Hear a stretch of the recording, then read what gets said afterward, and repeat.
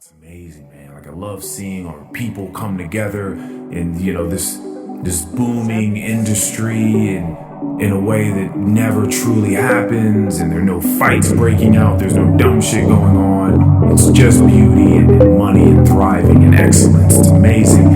And above all, I love seeing all these white slaves. This isn't weird. I was talking to my friend yesterday about it, and it felt like I had left a cult. Interesting. It felt like I had left a cult. It's a great question. And maybe this is even a good question for people that want to do this. You ever I don't know. Maybe like real estate would be one of those types of things. But anyone ever ask you, like, how do you do that? How do you start that thing? And you're like, that's a good question. I guess I've been doing it for a while now. I have to like sort of think back to figure out how you would start doing something. Yeah. I started on my phone. My friend and I I guess there's this like funny kind of meme about people that start podcasts, and it always starts with like, hey bro, we should start a podcast. Yeah. Right? And that's exactly how this one started. Is like my friend said that he wanted to record it because we would always have fun conversations.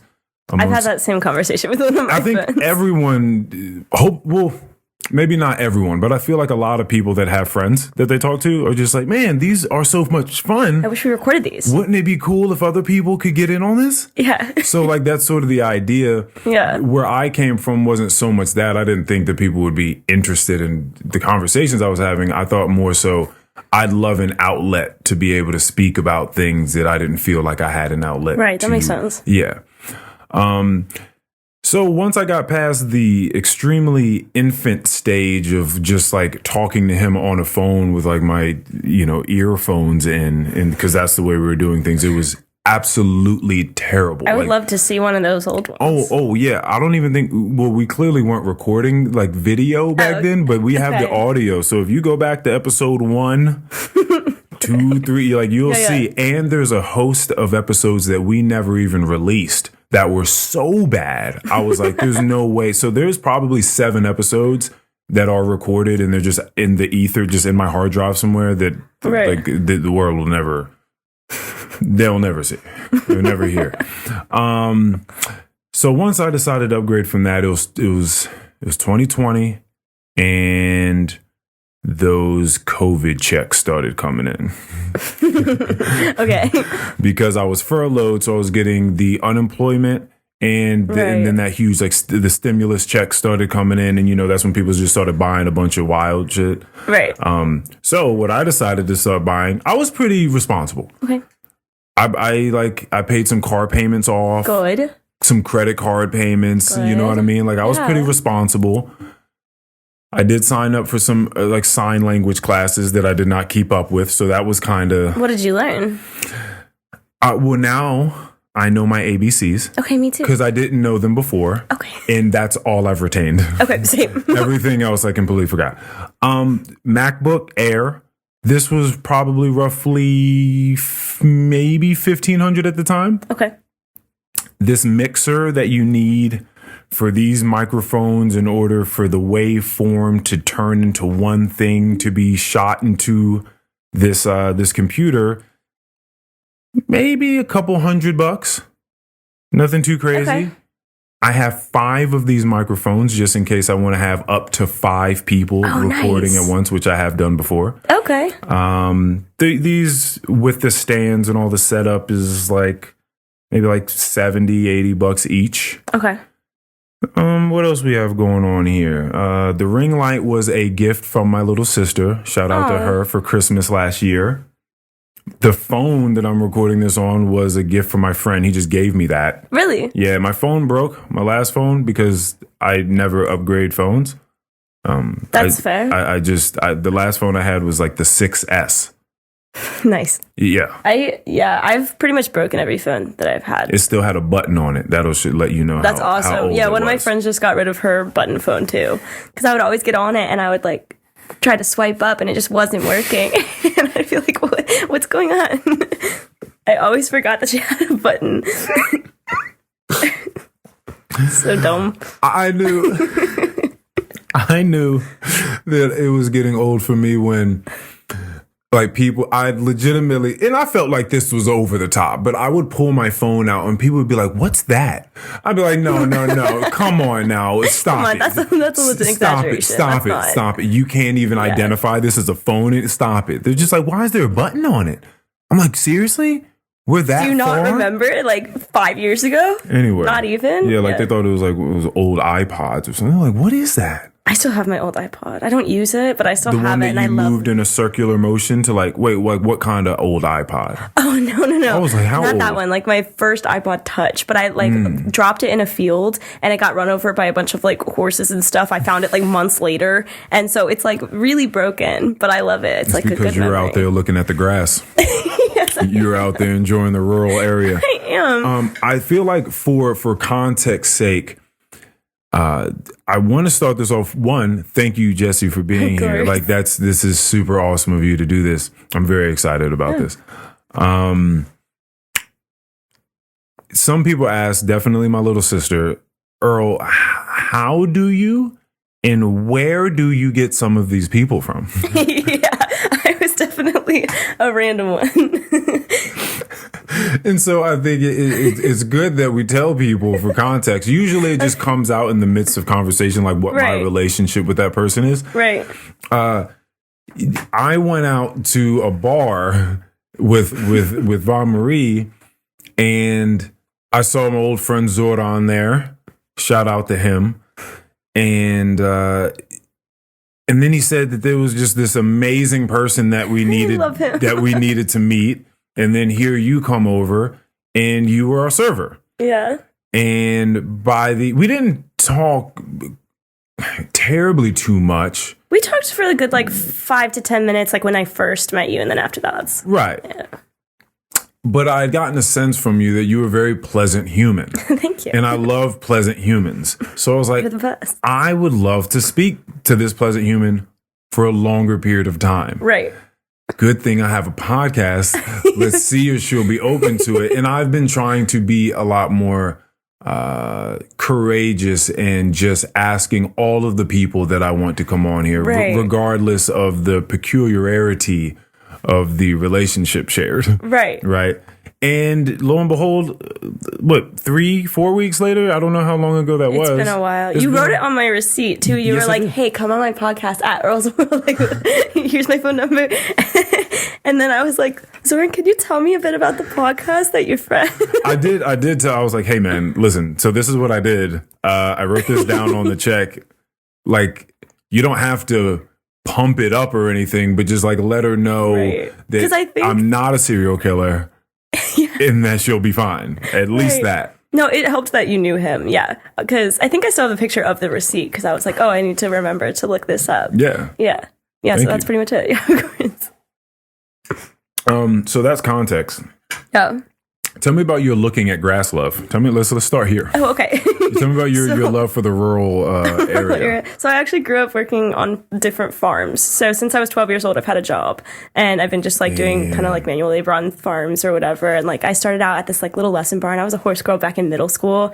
And then I've just working ever since. Okay, this is making a lot more sense with all this information I've been learning about you. You've been on the go for a long time. Yeah. You were like, I want to say I was forced? Maybe 14, no, maybe even 13 when I got my second job. So I've had 2 jobs ever since. I've never had just one job since I was 12 years old.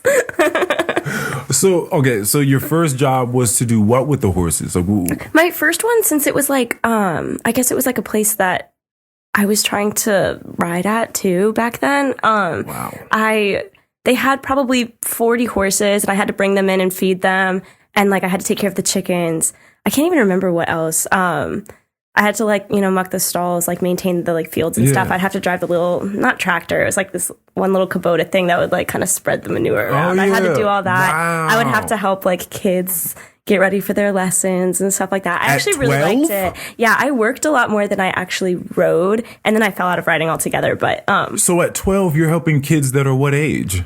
Younger. That is well, sometimes older, actually. That is sometimes so older. Fun. Yeah, that's what I'm saying. Like, if I was 15, and I was never big, I just had a lot of energy.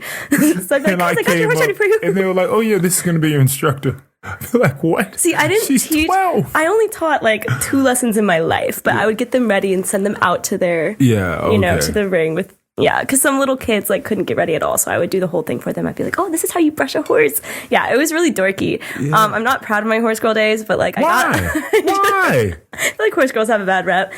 Do they? I didn't know anything about this. Shut up. I really don't, and I've been around horses. Not like, hold on a second. Let's not get carried away. I rode horses at a very, very young age. I used to go to a place called Camp Bernie in New Jersey. It was like a stay-away camp. So my brother and I would go there 2 weeks out of the summer. Very expensive. We learned how to do archery there, clearly just socialize. I learned how to swim really well there. Again, rode horses. There's a lot of fun stuff there. Right. So I did that then, and then I didn't like ride a horse ever since. So I just want to say that now, like since I was a very, very young child. But I've been I'm not a weirdo. But I've been around plenty of young ladies that have rode, and I'm trying to figure out why the bad rap. Like, plenty of them are fine, but I think there's a big reputation of like, I don't know, just kind of. I've got some stories. There's just people can be just odd there and kind of a little bit territorial. Like when I worked at that one lesson barn, all of the horses belonged to the owner.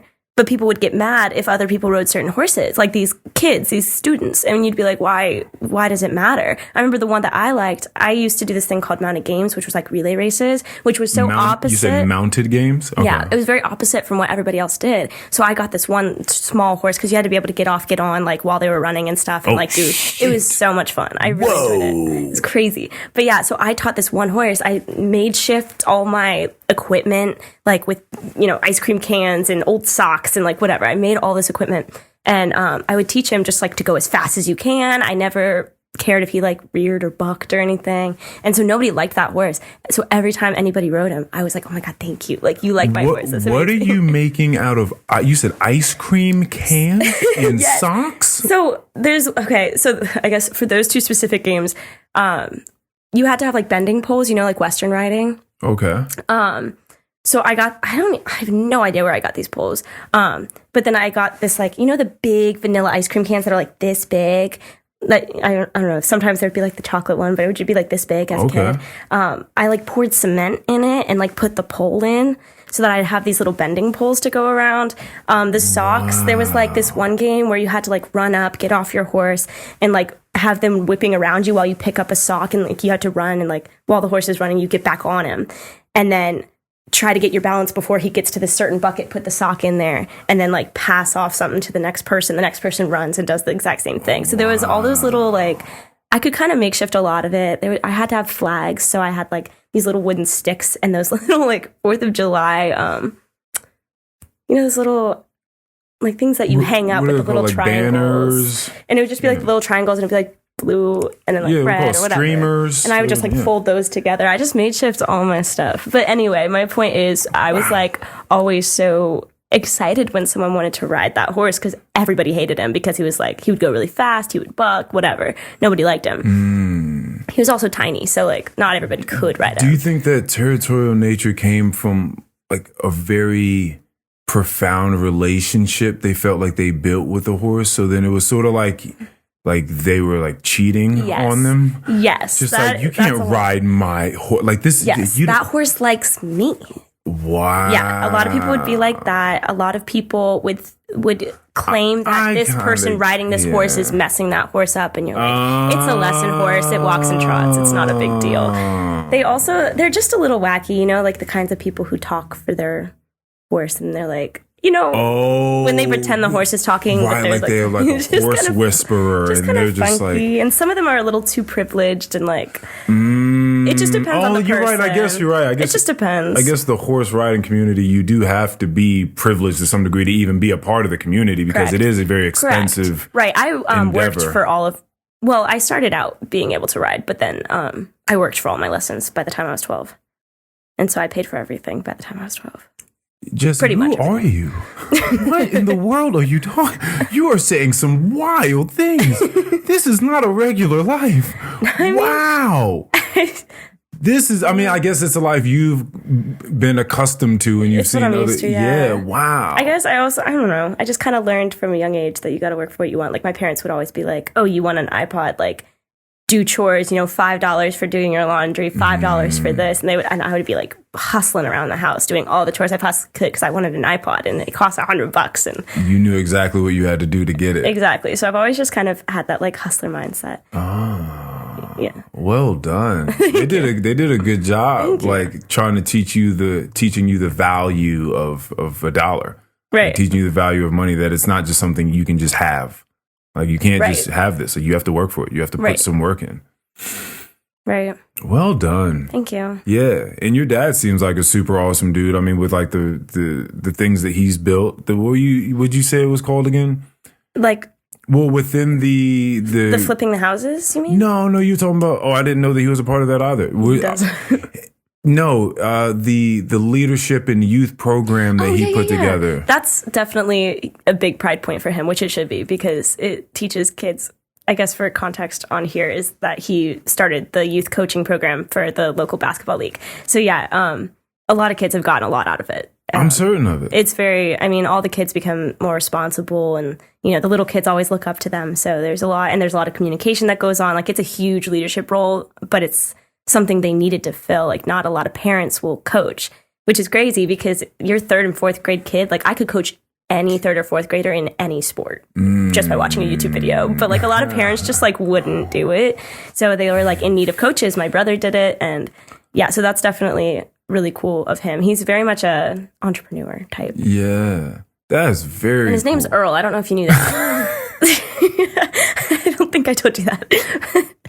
Pretty cool guy. Pretty cool name. I haven't seen him, but I think most of the time when the name Earl comes up, people think of like an older white dude. Oh, okay. So he's the only Earl I've ever met. So if my name ever comes up prior to me getting somewhere, like someone's like, hey, my friend Earl, he's gonna come too, like he's gonna be here soon, or or like I'm going into a new job and they're like, oh yeah, I hired this new guy, his name is Earl, he'll be coming in on Friday, and everyone's like, Earl? Like okay. Like it's just, they're probably thinking like someone that resembles your father. And then I show up and they're like, oh Earl. Okay, interesting. Yeah. I love catching people so off guard. Have you seen My Name is Earl, the TV show? Exactly. See, love that show. That's what I'm talking about. Like that kind of just an older white dude. Yeah, pretty much. Right, yeah. Yeah. That's a good show. My friend's dad was like roommates with the creator. What was his name? I don't know. I would know it if I heard it, but like a manager of mine, ex-manager, he just got fired. Told me that I need to go back and watch that show because I never watched it. But he said it was a phenomenal show. It's so goofy. On just like karma and, making strides to being a better human being and all that sort of stuff. Yeah. But it was clearly very goofy and very funny. But you had all these things. It's sort of, that idea reminds me of The Good Place. Have you ever heard or seen that show? I've heard of it, but I've not seen it. Starring Kristen Bell, who I love. Okay. Kristen Bell's an amazing actress. But it's a show about the good place being what we would call heaven. Right. And then so clearly there's a bad place as well. Okay. And so you have these people like showing up in the good place and just kind of starting to question exactly what the good place is and who really deserves to be here and who doesn't. And cool. It's a very, very interesting show speaking on morality and just the slippery slopes of judging other people's morality versus yours. It's like very fascinating show. I love that show. Right. Interesting. I'll try to watch it. I'm pretty bad with TV shows and movies. I've got like a 200 movie list. You definitely don't have to. It's totally fine. It seems like you have enough going on as it is. I would love to sit down and watch TV though. I started Hell House LLC. Have you seen that movie? It's like a horror movie that Jason, he's one of the cooks at Tarbenders. He recommended it to me and I started it 2 weeks ago and I still haven't finished it. I just don't sit down to watch TV ever. You said through text message that you wanted to, I do this all the time. I sent you like a picture, like a child picture of myself, and said, "This is the person that I aspire to be. This guy inspires me. I look up to him. I remember him well. I remember how people felt about him. I understand like the love and the passion and the freedom that child had, and all this sort of stuff." And then you said that there was a high school version of you that you really. What is it about this high school version of you that you look up to? I think I had because that's not too far away from where you are. How old are you now? 22. Yeah, it's not too far away. So it's not too far away, right? But in high school, I don't think I'd ever like experienced too much hardship. Like I'd experienced a little bit for sure. Like, you know, just like normal stuff. You know, grandparents passing away, like kind of normal hardship stuff. You were close to them.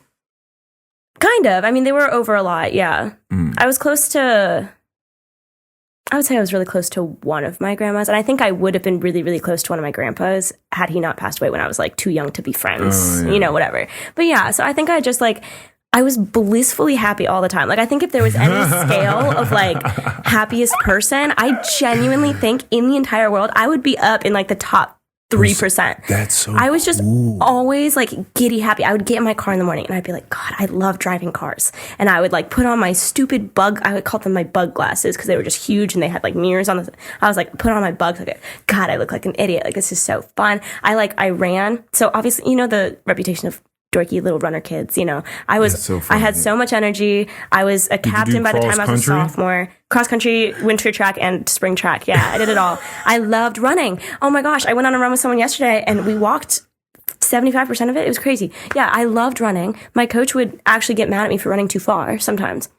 Wow. Because my friend and I, Nikki, we were like, we love distance day. And he would see us as we're coming back, like going out to where varsity guys went. He's like, guys, you got to turn around. We're like, we're just going to go to the next mile mark. Coach, I promise we'll be right back. Wow. I like once pretty much got kicked off the team for going too far. Wow. Yeah, it was bad. I was just like a dorky little runner girl. Fascinating. I loved running. I loved like, you know, I was still working at the farms and stuff. So I was like talking to people all day, every day. I was coaching basketball. I was, you know, working up to 5 jobs at a time. And doing where was the time in the day? I cannot fathom because I came back for a gap semester my sophomore year of college, and I was working as a teacher that time for like a long-term sub, and then I was like, you know what, I'm gonna get one more job. I couldn't even handle 2 at that point. I was like, how did I used to do 5? I have no idea. It was crazy. To be fair though, like most of them were like weekend jobs. Some of them I did before school. Like I worked at a farm before school a couple days a week in my senior year of high school. So I don't know how I found the time. I just what time were you getting up to do it before school? School starts at what time? School started kind of late. It was like 9. Oh, probably because you were a senior, you could have like a later end time. No, it just started at 9. It just started at 9 for everyone? Correct. I was like elementary school went first, then middle, then high, and then like we were there at 9, and I didn't really like it because it kind of took away our afternoons. That's fascinating. So I worked at a farm. I would probably get up at like 5. Get there around 5:30, work for like, this one was a lot smaller of a farm, so it took me like an hour and a half to do the chores. And then I would pretty much go straight to school because I didn't have a study hall. I was taking AP classes, so I'd go in and, you know, go to Mr. Mains's room or Miss Royce's room or whatever, and I would just study before school started.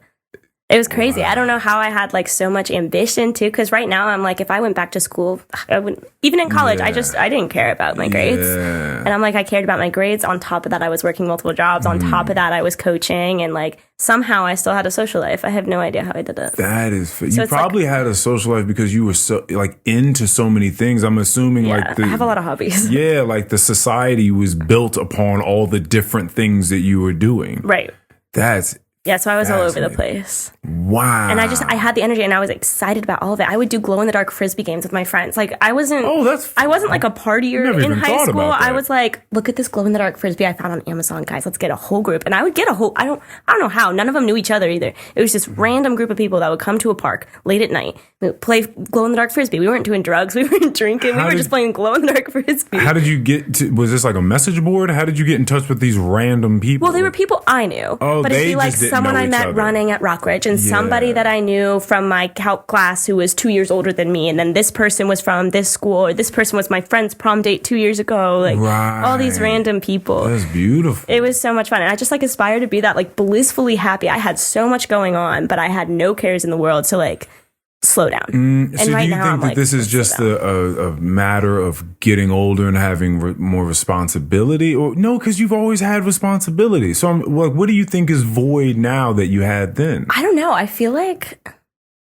just always feel like it's not enough. Maybe. I don't know. I wouldn't say like I'm like sad. I know that sounds depressing to say, but I'm not depressed or anything. It's just, I feel like in high school, everything was perfect. I was taking stupid electives too, like drama or like tech ed. I was doing all this fun stuff, and I didn't care as much about anything that I was doing individually, maybe. And now it's like, maybe part of it is because everything's a little forced now with my job. My team lead, he's great. I really like him. But he's also like, so, starting up in real estate, you're going to need to get a side hustle, but you're also going to need to like volunteer and get involved with the community. And you're also going to need to get 5 coffees a week with people. And you're also going to need to keep in touch with your friends. And you're also going to need to like be able to pick up the phone whenever a client calls you and all this stuff.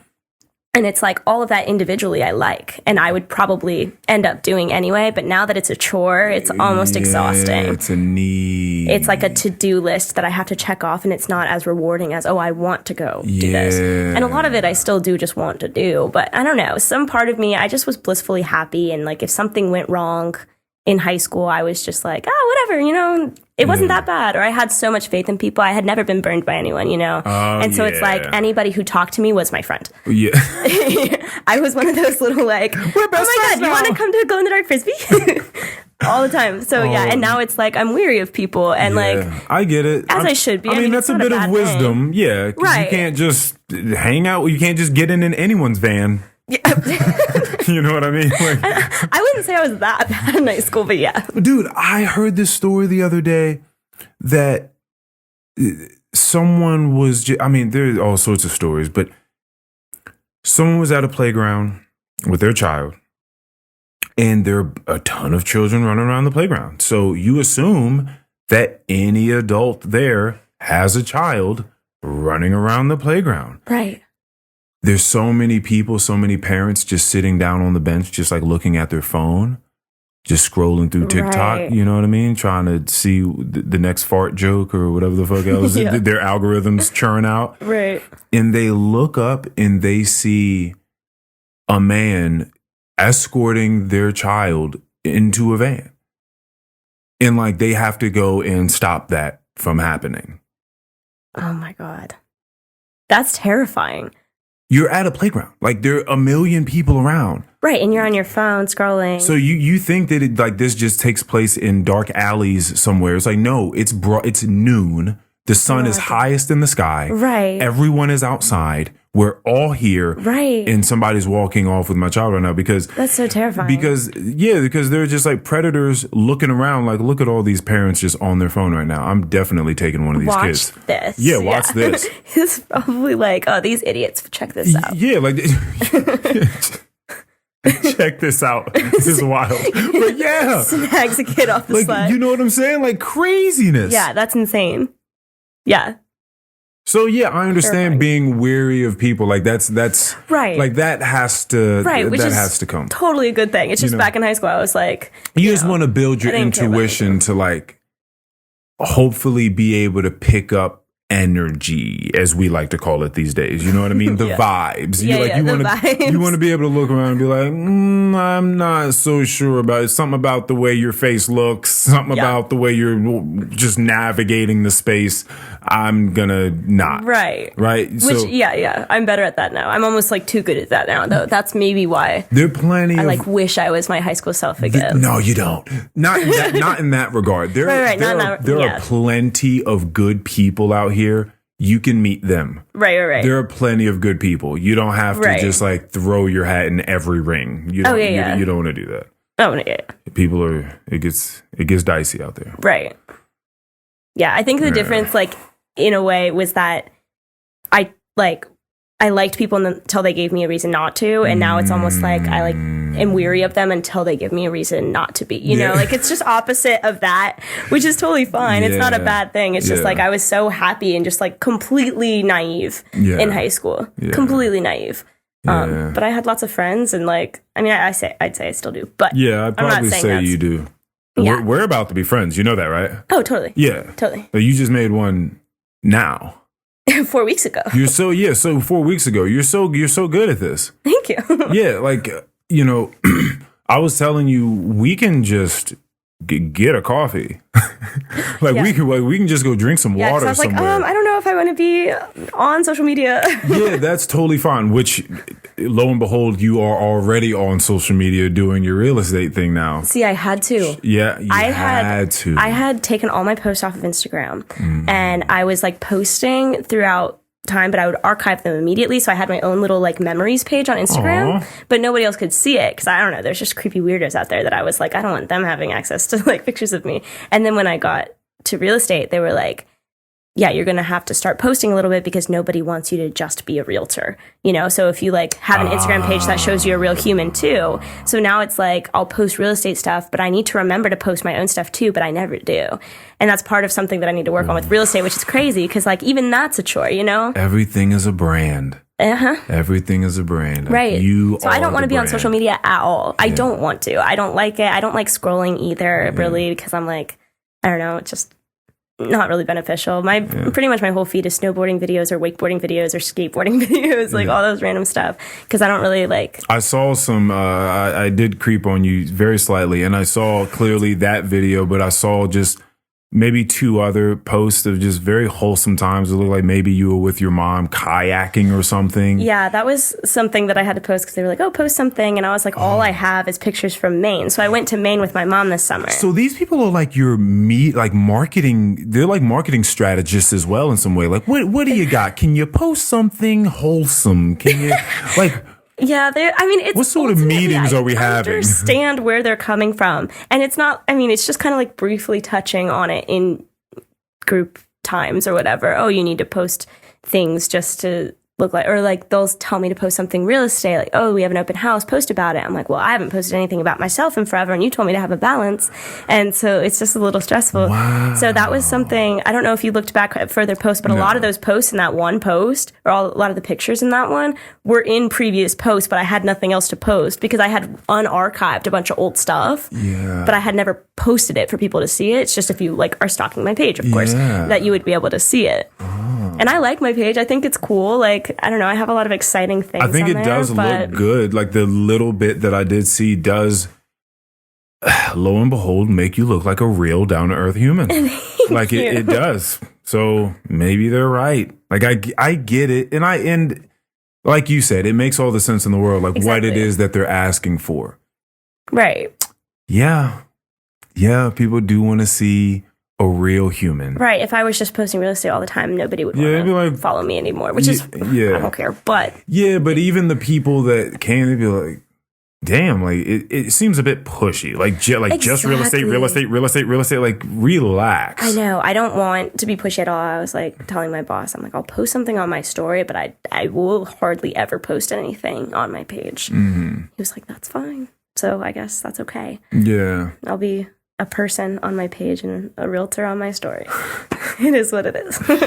Oh man. And a basketball fan on my story too. But. It's interesting. When I speak to people that have played basketball in university that used to love playing basketball as they were growing up, it's often this story of, yeah, that shit was fun until I started playing in university, and then it became like a thing I had to do, and I had to do a certain way. And then there's these weird politics involved. And that can even be a part of high school basketball. There can be some politics involved in that. Like if you go to the summer workouts, there's a very good chance that you're going to be on the team, or you're at least, I mean, the coach is looking at you. They're seeing what you're made of. You're already exhibiting that you're willing to work harder than the other kids. So, so then you build a relationship with the coach. So by the time tryouts are actually happening while school has started, people don't even know that most of the team is already assembled in the coach's mind. Like, they're already like, listen, I already know I'm taking these kids right here. Right. There's only a couple spots left. All these other 20 kids have no idea that that's the case. Yeah. But that's the case. No, I get that. So there's some sort of politics, but it also makes sense. But I could only imagine how much worse it gets when you get into university, especially if you're playing for a good team, because they're trying to win. Right. So they can't just try to give every kid a shot and things. Right. It's just like, no, it doesn't work like that.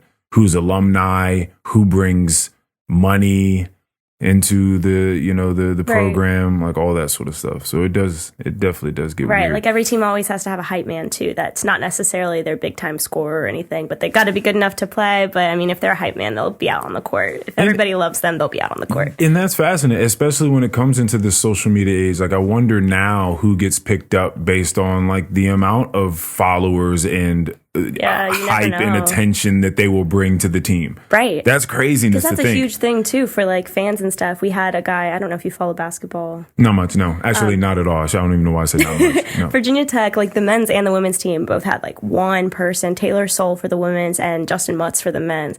And they just would interact with the crowd. And everybody just went crazy for them. So like there's no way we would ever get rid of those people because the crowd went nuts for them. And they brought the fans they brought. So they were good players. They were both good players, but it's like they weren't our like number one. Yeah. And everybody came for them.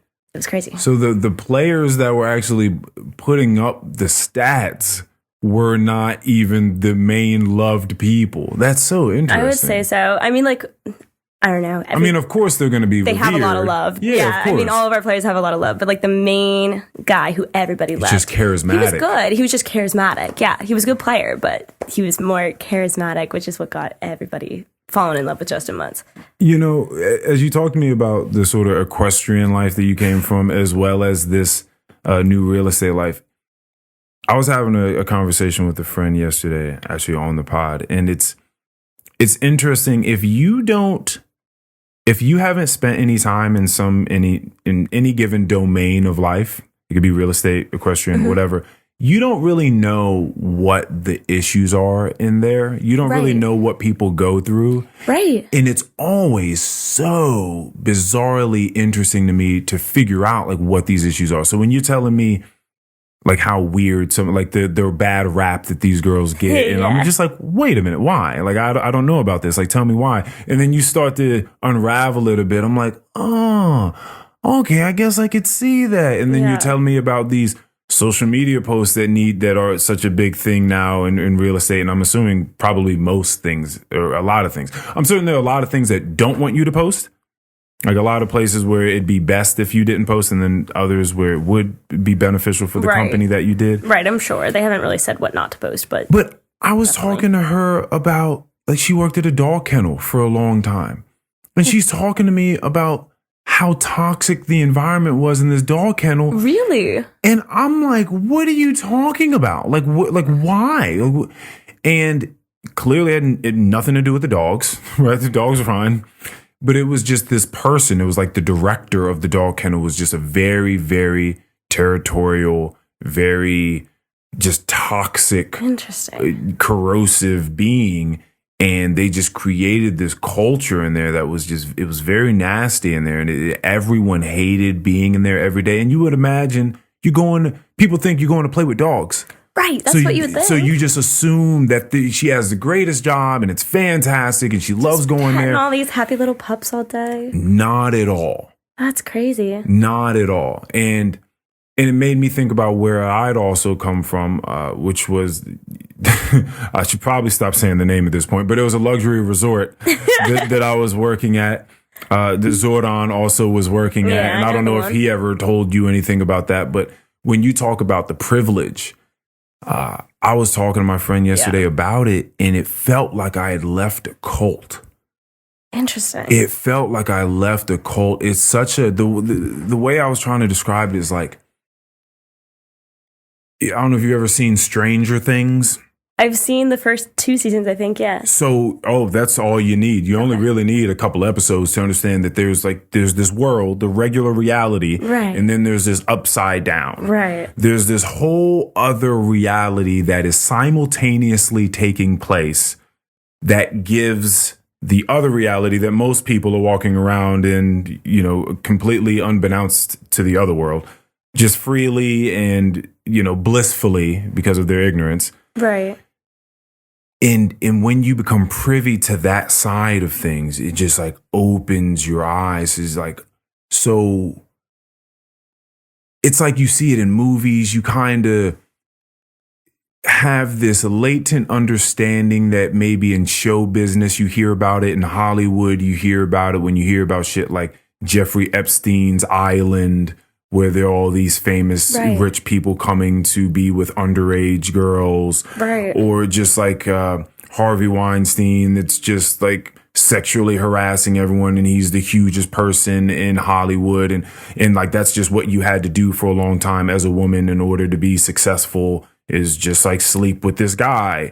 And like all these weird murky things that people do. I just heard that Diddy, you know, P. Diddy, you know him, head of Bad Boy Entertainment. I've heard. Okay. Don't worry about it. But anyway, but he's a huge music mogul, probably like next to a Jay-Z. You've heard of Jay-Z? Maybe you heard of Jay-Z? I've heard of Jay-Z. Okay. Yes. So he's like adjacent to a Jay-Z. Okay. So just think of like that level mogul music type of guy that was, and I don't know the validity of these things. I also want to state that. Right. But that had this rape and sexual trafficking allegation come out towards him in charge. And then there was a huge, I think like 8-figure settlement the very next day. He was just like, here, take this money. Please stop this. And it was settled. Right. And it was from an R&B singer named Cassie that he had been romantically involved with for a very long time. He met her when she was very young, and he was like 37 at the time. She was like 19 or some shit like that. But that there was a lot of coercion in their relationship, and she made him do a bunch of stuff, and she got involved in it's like sexual abuse and drug abuse and all this sort of stuff that she got, you know, sort of intertwined with. But you realize that all this weird murky shit has happened. There was supposedly like some break that they had taken in their relationship, and then she had gotten with a rapper singer named Kid Cudi. Heard of that too. And then Kid Cudi's car exploded in his driveway one day. Right. So it's like all this just like really weird stuff that happens like at the very top. Now, I'm not saying I saw anyone's car get exploded. But what I did see was a very, very high level of discomfort or uncomfortable, implicit and sometimes explicit understanding that the amount of money or status a person has truly grants them a right to treat people certain ways or just do things that if they did them anywhere else, people would be like, yo, kick this guy out. Like, let's get him the fuck out of here. Right. Immediately. Like, he's not only you're banned, sir, you can't come back here anymore. Right. But in your setting. By the way, I'm banned from that place. Yeah, I'll tell you about that later. Okay. So, yeah. Okay. I'm excited to hear it. It all came from like podcast content that leaked out and everyone heard, and it kind of got crazy. Right. Because I was speaking like this, truthfully. And so I'm banned, but there are people that have come there and sexually harassed people that have come there and just like just been insane, like driven their Lamborghini drunkenly up on the rocks and stuff like that, and gotten it stuck in the valet lane. Did you ever have that like one-on-one interactions with people, like where they just said snobby things? Yeah. Do you have any good stories about that? Like anything someone said that was just so out of pocket and you were like, jaw drop? I suppose the first one that comes to mind is there was this huge initiative that had been put in place. And this just said to me, the way I process this is that things that happen in life, especially when there's a lot of money involved, can be very, very good and just be very complex and layered. And there can be some weird dastardly deeds in there as well. I love the phrase, all roads to hell are paved with good intentions. Like everyone is the hero in their own story. Everyone Right. feels like they're doing the wrong thing. And I also love the phrase, never attribute to malice what you should rightly attribute to incompetence. Like, people don't think that they're being mean people or rude people, that they're just trying to be evil. They're just incompetent. They don't have the right information, or they're being brash with their movements and their navigation, so they end up doing something stupid. Right. And that's more so what's happening. So there's this initiative put there that celebrates, it's an annual thing that celebrates Black and brown cuisine, right? Caribbean people, Black, Hispanic cuisine, and even more than that. You'd have people selling T-shirts, people selling honey, just knickknacks and things like that, but they are from Black and brown people. So it was like this huge initiative to try to encourage and get out just that information, right, to people, to give people a place where they can sort of thrive. And people thought, let's clap our hands. That's amazing. That's a great initiative. These people otherwise maybe wouldn't have gotten these looks. This is awesome. It's at a beautiful place, and the person that owns all of this is a billionaire. So like, this is amazing, right? Right. There's a head chef that pretty much runs that whole weekend. And they're like award winning. They've probably been on like Chopped or some shows like that you could watch on TV. Now, a friend of that person that's just kind of a part of their entourage, they were trying to find the buffet. Like, it's a 374 acre place. So they're like, oh, where's the buffet? Like, they're trying to find it. I know where the buffet is. I'm the like supervisor of one of the restaurants at the time. So I'm like, yeah, let me show you. We're down by the equestrian barn. I'm like, you got a long walk. Let's walk up here together. I'll show you where the buffet is. And we're taking a long walk. And I say to the guy, how have you been enjoying your time here? Like, what's it been like for you? And he's like, oh, it's amazing, man. Like, I love seeing our people come together in, this booming industry, and in a way that never truly happens. And there are no fights breaking out. There's no dumb shit going on. It's just beauty and money and thriving and excellence. It's amazing. And above all, I love seeing all these white slaves. What? That's outrageous. What? And there were a few things about that comment. I mean, first thing was clearly would just hit you just like the shock and awe of like someone feeling those things, saying those words to another human. Right. Them thinking that I'm on board with it because of my skin color. So like, I'm just with it. I'm just like, yeah, for sure. Yeah. White slaves, love them, right? And then furthermore, like I know he's a part of the entourage of the head person throwing this thing. And so that doesn't make you feel good about maybe what the feelings are at the top of this. It just doesn't make you feel good. That did not come from the main guy, but it came from the main guy's friend. And so it just don't make you feel good about that. But on top of that, it was also just inaccurate because we had mostly Hispanic people working.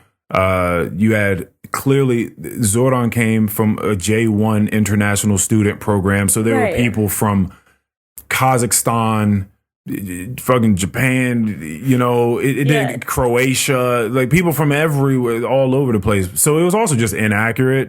That's neither here nor there, but it was just a wild statement to make. So then after he said that, and I just showed him where the crepes were, had you already made it to the buffet at that point? You didn't have to keep talking to him. Exactly. It was like perfect because I was just like, and here's the buffet, and just like faded off into the darkness.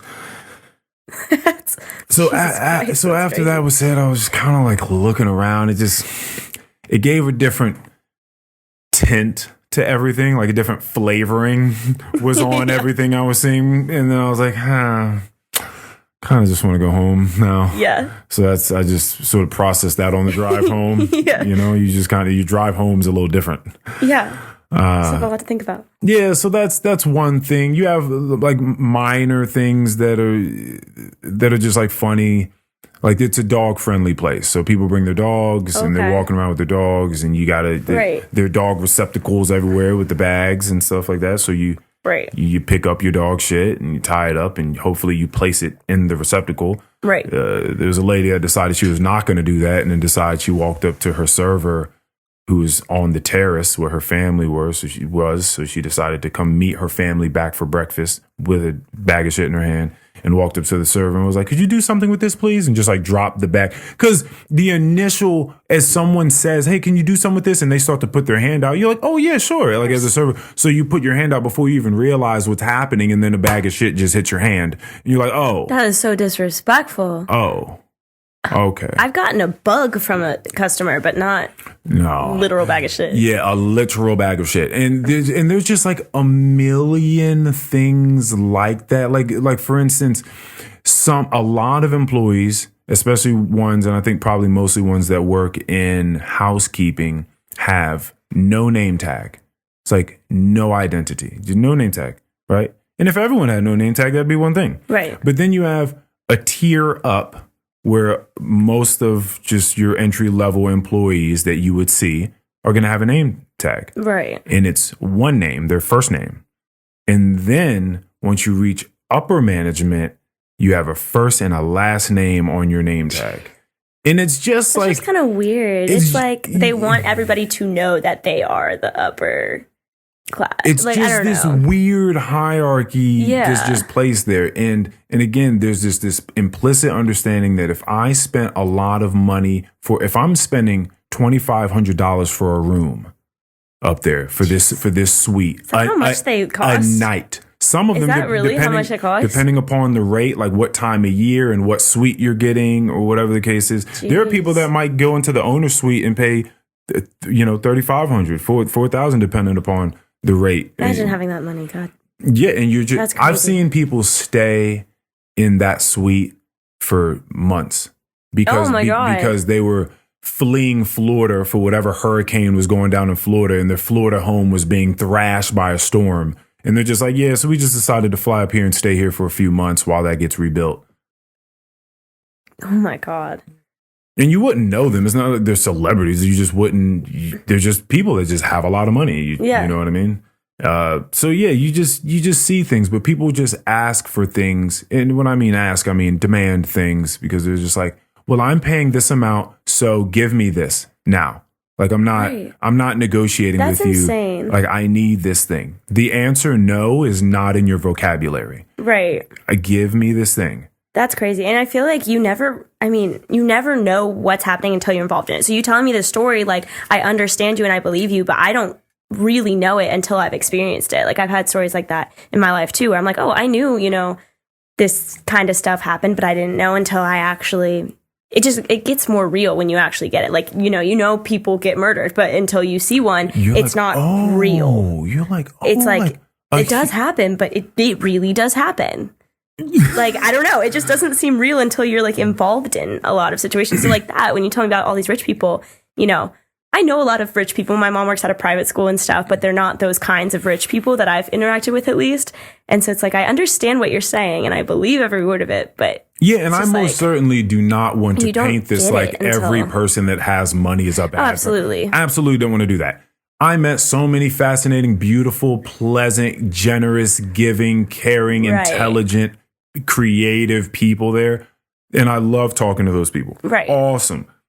Like you could tell that they came from a different place. Like maybe they worked really hard for theirs and they just happened to accrue money over time because they worked really hard. You know what I mean? And their kids are so precocious. Oh, there's nothing better than seeing young children that are just so polite. They order their own food. It's like, yes, sir, yes, ma'am, please. May I please have yes, sir, and the yes, ma'ams. I miss those. And they look you in your eyes as they order their food, and they just thank you so much. Like, and they sometimes they'll come downstairs and eat on their own because their parents are still sleeping, and they'll tip well. Like, oh my gosh. Yeah, and like sometimes it's older and younger, and like the older you can tell, like takes care of the younger one. That's cute. Yeah, yeah. It's so when you see that, you're like, okay, look, I don't want to use this wide brushstroke of just rich people are terrible, nasty, stuck up people. It's not like that. I don't want to say that about horse people either. I know I've just been bad mouthing horse people, but there are good people and there are people that earn the reputation of horse people. Yeah, it's weird when you really, really get to see it. And what's worse is you get to see it corrode people. That's the worst. That's what I started to see in myself. I started to see it make me a person that I didn't recognize, and it started to get really nasty. And I started to speak in a way that I didn't speak. Like I would start speaking nastier about people. And I was like, oh, I don't like what I see myself becoming. I have to get the fuck out of here. Yeah. I would see it in people that I used to love working with. I'd be like, when you were a host in the restaurant and I was a server, I used to be like, oh, I can't wait for her to work. She's so funny and she watches all these movies and has all these interesting ways of weaving all these little movie quotes and themes into like what's going on here at work. And she was just so bubbly and she was just so much fun. And then I saw her become a supervisor. Then I saw her become a manager, or assistant manager. Then I saw her become a general manager. And it was like through time, you just saw her become nastier and nastier. And like a permanent scowl started to override her face. And people it's would like movie shit. Oh my gosh. Like, you would just, even just the way she would start walking was different. It was like a way of like showing she was in charge. And it was like, oh man, this has gotten to like you. Imposter syndrome. Like I'm one of these people. I think a lot of people feel like they have, especially women, sometimes in leadership roles, feel like they have to assert themselves in a certain way, or else people will not take them seriously. So I kind of that makes sense. You know, I'm not a small woman, so like I don't know what that fight is like. Right. You know, and I'm certain people treat me a different way than maybe they would treat you, but I feel like.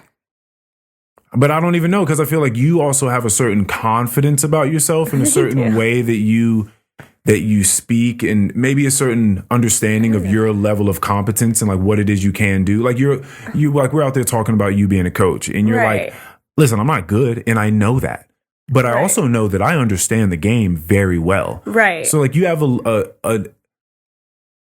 a true and non-delusional understanding of what it is you do know and what it is you can't do. Right. I think there's like two ways to go about that situation too. And I'm like definitely not on this first side, but there's the fake it till you make it side, which I believe in for most aspects of life. You know, fake you're happy, you're going to be happy. If you fake you're successful, eventually you'll be successful. But in this situation with like the coaching and stuff, I'm going to go in there and be like, guys, I'm just here to have fun. Like, I know you don't, you know, whatever. And then, you know, they're going to think of me more as a friend, and then they'll respect me as a friend more. So that's like the way I go about it, is like I acknowledge that I don't look like somebody that, you know, I'm 5'1" white girl who can barely shoot. Like, I can kind of shoot, but still, I mean, just regardless. There you go. Give yourself a little credit. I can kind of play, but there's I acknowledge it, and I think that's like one of the ways to approach it. And one of the ways to approach it is just pretend like you can, which is, I don't know if there's really one way wrong in like the coaching situation, but I'm glad you said that, because my old manager at that place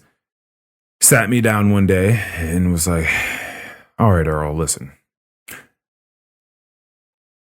I understand you're like the cool, calm, collected guy. Like I get that. But that can be a bit hard to read sometimes. And I thought maybe, I don't know if he had heard this from other people, or if or his higher ups, or he was more so just projecting his feelings. I'm not certain. But he was like, I'm going to need you to show more irritation and frustration. He did not say that. What? Oh, wait, so he wanted to be able to read you better? So he's like, when you're irritated, tell me, that kind of thing? Or was he? I don't understand what he's going for there. His understanding was that as a leader, right? Because I was a supervisor, he was the manager of that restaurant. So he's like, listen, like giving me a little brother moment. Like he's like, you know, this is some tutelage. Like, hey, I need you to show irritation and frustration so that the people that work underneath you work harder. I see where that's like you need to light a fire underneath them. And the way that you're going to do that is you need to walk around showing irritation and frustration so that they look at you and they stop thinking, oh, well, Earl's cool. So like, it's chill. Like we're in a chill environment. You know, like it should be like, oh shit, Earl's angry. Like Earl looks angry. Like, okay, I guess I should move. I guess I should go do this. I guess I should. Oh, right. he looks like he's upset. Mean, that's a terrible way to. I mean, you should lead by example. I feel like, not lead by fear. You know, I don't know. I think that's kind of. I understand what he's saying. Like people work harder if they're scared of you, in a sense. But I don't know. They'll also quit sooner. I think. And just be under a certain mental stress that I don't think is necessary. Yeah. So just what you're saying is like, okay, I can see that way. But I think there are different ways. And like, there's much better ways. And when it comes to luxury, when it comes to customer service, I've been out places. I love going out to eat. I try to eat in more just to save money and to just do stuff at the house, right? But I like to go out, and it's more so like a big treat that we give ourselves now to go out. Like coming to see you and having dinner out, you know, at the place you were at, like that was a treat. Like it was a nice, fun treat. And what do you know? Met a new friend. Right? Bigger treat. But I know what it's like to have someone that is very, very uncomfortable trying to do you a service.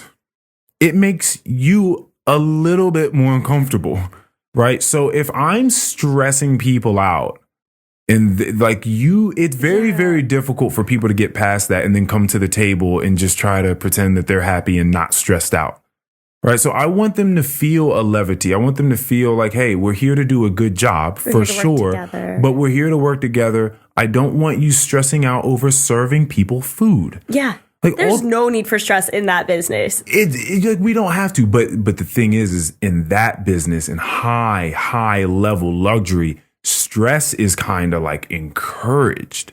And I hate that. And so that's the thing. There were a million moments I could talk, because we could talk for the next 10 hours about this. But the way that I've been able to summarize why I left in a way that is effective and it is truthful is that regardless of what they said their mission statement is or what their core values are. It's all BS. Is the values that I saw exhibited and practiced and encouraged and, you know, revered highly are not the characteristics and qualities and traits that I revere in my life and that I want to practice in my life. So when things like that were being told to me that I need irritation and frustration, I was like, oh yeah, I gotta go, because you don't know, sir, that I'm a practitioner of meditation and yoga. My life is so far from where you guys are trying to take me. Like this like I'm the wavelengths are off, like and the frequencies are off. And it's good that you like acknowledged that and got out before you became like your coworker. Like I respect that you realized you needed to change and weren't scared to find a new job. And you know, but some people are just scared. They're so scared. Yeah, they're so scared. That manager that I was speaking about just now, as I'm having my sort of exit interview, which was interesting because we didn't get an actual exit interview, which they do with everyone. So they clearly understood that there was like something up with us. Like they didn't want our answers for whatever reason, because she left too the same day I did. Oh, good. Okay. Yeah. So when I spoke to him, he came to us and sat us down and was like, first of all, I feel like a failure because you guys went to HR with your resignations. You didn't even feel comfortable coming to me, like your direct manager. And we were very honest. And it was like, we don't feel like we have that relationship with you. So yeah, like maybe we have failed each other in certain ways. I'm here to take accountability for conversations I didn't have with you or whatever the case is. But it didn't seem like those conversations were on the table. It didn't even seem like the opportunity to have those conversations. Because he was leading with anger and aggression. You know what I'm saying? Yeah. So, and just the lack of communication there was just like, it was abhorrent. Like I couldn't even do it. But either way, and I'm one for communication and like effective communication. as you may be able to tell. Just a little. Just a little. Just a dash every once in a while. Dash You may be able to see little glimpses of it. There was a point where he sort of peeked from behind the curtain in a sense, and you could see him, and he was like, because most of the time you feel like you're just talking to suits and dresses and heels, like you're not talking like a real human. So like he sort of peeked behind the curtain and was like, I've thought about wanting to leave this industry, and here I am 12 years later, and I just think, what else could I do? Who else would? This was at your exit interview? Your like leaving interview, whatever that was called? Where else could I go? Who would take me? My resume is all this. This is all I've done for the past 12 years. Like, what else? That's not a terrible resume, though. But it's a resume that shows that you can do something in this particular domain of life. That's how he's viewing his thing. It's always been food and beverage. It's always been food and beverage. It's always been food and beverage. So what am I going to do that isn't management in food and beverage? Like the idea of starting over, starting something completely new seems so daunting at a certain point in time. Say you're in your, mid 30s, high 30s, 40s. You're like, I'm 42. Like, what do you want me to do? And some people feel that way in their 20s, which is startling to say the least. That you feel like, how can I start over at age 27? Right. You know what I mean? Like, you're a baby. You can do the world is so large. Right. And you have so much time. Like, just put your mind to something else, focus on something else. Right. But yeah, a lot of people, you see them and they go in and out of that place talking shit about it all day long. You see those people, you go to certain jobs and they talk shit about where they work all day long. They go in, can't wait to start complaining about the people they work with or the management or the guests, the clients that come in, or their overall job description. Like whatever, they're just complaining all day long, and they're going to come in and do it tomorrow and the next day and the next day. And I started to see myself having these complaints and like, I don't like this and I don't like this. And it's like, okay, well then I need to change this then.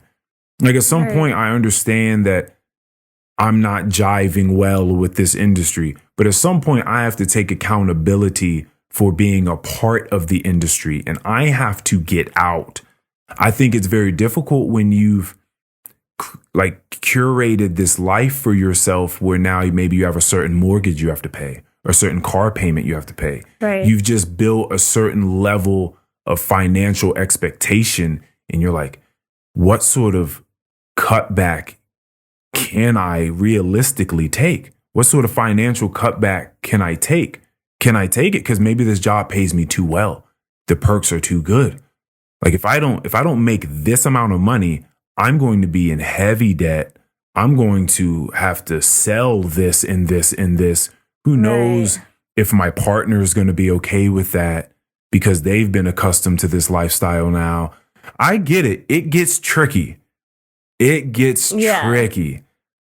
It's upsetting. People get all stuck. I also like how your eyes bug out when you talk about like scary things because it makes it even scarier. I just want you to know that you have very big eyes. You were like, I need to get out, and your eyes are pumped. Bro, like I feel stuff. Like when I talk about things, even if I've talked about it 100 times, every time I talk about something, I'm so cued into what I'm talking about.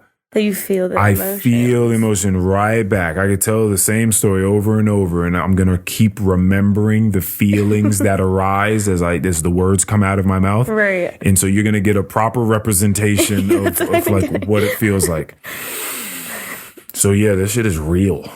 It's so crazy, but I'm so glad that I know that life exists. That like people are into that, and because it makes you. It has made me much more empathetic. Much more understanding to what people are going through. Right. Because I know it's difficult to like walk away from stuff. Right. Yeah, I looked at it, I drew a parallel between that and just toxic intimate relationships. Like a boyfriend or a girlfriend that like a friend of yours has, and like maybe your group of friends will get together every now and again and you're like, yo, why is she still dating him? Like why like, why doesn't she leave? Like, that's not good. Like, she knows it's not good, right? Right. And then maybe some point in time, you muster up the courage to talk to your friend and you're like, why are you in this relationship still? And they say things like, you don't understand. Like, he treats me well. He takes me on trips and he buys me necklaces and, you know what I mean? He treats me really nice. It's his way of loving. You don't get it. You know, he's just verbally and physically abusive every now and again. And he drinks too much. And sometimes he'll just show up places that I'm at drunk and making a fool of himself. And so now I have to kind of leave the function I was at and take him home. And no, that's always so crazy. I remember, like, people will talk to me and they'll be with their first boyfriend and they'll be like, oh, but he texts me good night. And I'm like, you should know that, like, that shouldn't be a wow, what a good boyfriend thing. That should be something that, like, most guys would do, you know? And it's like, don't feel stuck in this relationship just because of the few good things that he does, because you don't realize that there's, like, more out there, you know? Perspective, man. You can't. My friend Mikey, who I showed you about that Adderall thing, and so many conversations may come back to him because he's a big part of my life. He actually he engineers this podcast. So, like, once I get done with it, I send him the episodes. Oh, cool. He does it. He comes on often. I've known him for a very long time. But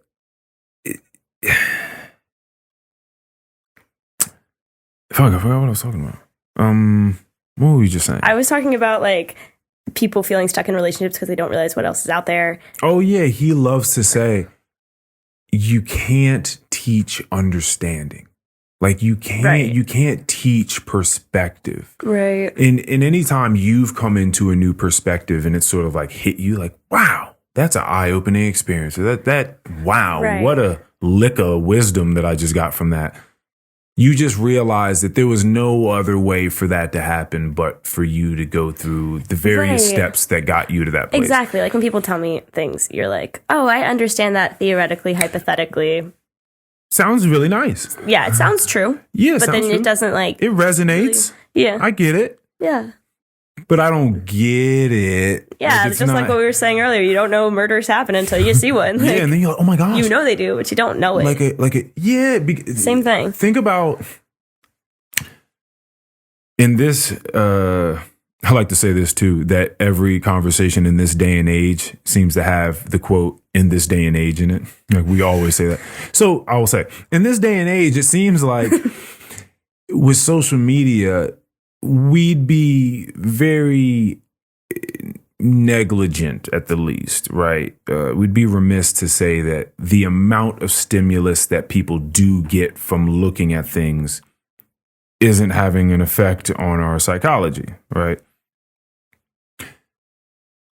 The disregard that most of us have when just scrolling past the school shooting that happened over here. Oh, 89 kids dead. Okay, what's the next thing? The woman stabbed 89 times. Okay, what's the next thing? Oh, war broke out between these two warring nations. Oh, what's the next thing? Like, the fact that we just kind of, oh, that's happening. You know, that's kind of what it is you're speaking about. It's just very difficult to wrap your mind around war. Right. Unless you've been in a warring country, in a warring state. And you're like, oh, this shit is, war is real. Yeah. Like, real innocent, just people going to the grocery store or whatever. Like that's, like, they just get hit with a bullet. Or just a bomb dropped on their house as they're just cooking a meal for the little ones. Like this, like, that's a real thing. It's like, but it still feels almost movie-like. Just like theoretical. It feels like a documentary when you're telling me about it. Oh, this happened once. You know? Yeah, because we're just sitting in here drinking water and coffee, recording a podcast. Yeah, living a good life. Yeah, you know what I mean. Like, so that it's just very, very hard to wrap your mind around that. Like, a friend of mine, I just moved up from Florida. Shout out to Carl. He started working for a company, and I don't know if this company like just became a thing or if they just if they just shifted their priorities to gain more income. But he works for a company that now reinforces windows and glass and doors in schools so that they're bulletproof and so that they're easily, I guess, exitable for students if need be. And just the fact that that's like a booming industry right now, just reinforce bulletproof glass for schools. Just wild, but that's a reality here in America. Is there are just so many shootings, right? Like you can't even keep track of them, right? Every time somebody tells me about one of them, I think they're talking about something else, or like I'm like, are you talking? Did this happen this week? Is this the one in Alabama? Are you talking about the one in Philadelphia? Are you talking about the one in New York? Are you talking about the one that happened down the street? Like, which one are you talking about? Right, just happens so often. They're like, oh no, I'm talking about the one that had, this was 3 hours ago. The one that happened 3 hours ago over there in Haymarket. And I'm just like, jeez. Yeah. It's just insane. It's just a big world out there, but you can't, trying to teach perspective is interesting. Like people have to have their own experiences. Like people have to go out and like try to see things. Right. And how terrifying is that to be a parent and like understand that your child needs perspective through experience. And at the same time, you understand what like the possibilities and ramifications that could come from those experiences. Right. So it's like trying to find that balance as a parent must be insane. I don't have kids. So I do not know what that would be like. Nor do I plan on having kids. So I don't know if I'll know what that is going to be like. Right. Whew, the responsibility. Terrifying. The responsibility. You plan on it? One day, yeah. I could see you. You seem like a family-oriented person. Yeah. Someday. I'm not thinking anytime soon at all. I kind of want to live out like my 20s, you know, before ever. Is there anything in particular you're trying to check off that list before that happens? I don't know if there's really a single like check mark necessarily. I mean, there is this one person in Norway who's been like, he's a cool dude. He sails and stuff. He works up there. And I went to Norway with one of my friends. We befriended him, and he's like, well, I'm going to go on like this whale tour. You can come on my boat with me for free, whatever. And we can go sailing across Norway and like swimming with whales and stuff like that. And I like, so just things like that come up. So he told me about this earlier this week, that he's going to do that this fall. So it's just kind of, I like having the freedom of not having to check with somebody and be like, can I do this? Like, I'm going to be gone for a couple months. Is that okay? Or have to find babysitters or just not be able to do it. You know, like just being able to just kind of do it and be like, oh, if anyone wants to come along with me, but not having the responsibility of having to check with people to do things that come up on a whim. So that's pretty much all that I want to do in my 20s. I think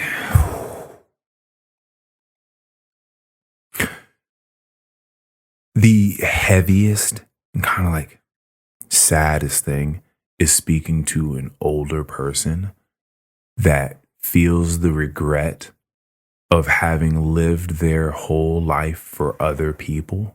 Right. If you ever get a chance to speak to an older person that feels that way, it's a heavy fucking conversation. Right. Like you're looking at them and you can just see it. Right. You can just see it. They're like, I've been raising kids for however long. Right. Now their grandkids and on the way. I think in a sense that's one of my like biggest fears is like looking back and regretting things. Because I remember my brother, when I was going into high school, my brother was going into college. Like, Cam, what's your advice for high school? And this one thing, it's just like, it's such a normal quote, but it just stuck with me the way my brother said it. He was like, well, I don't regret any of the things I did. I just regret the things that I didn't do.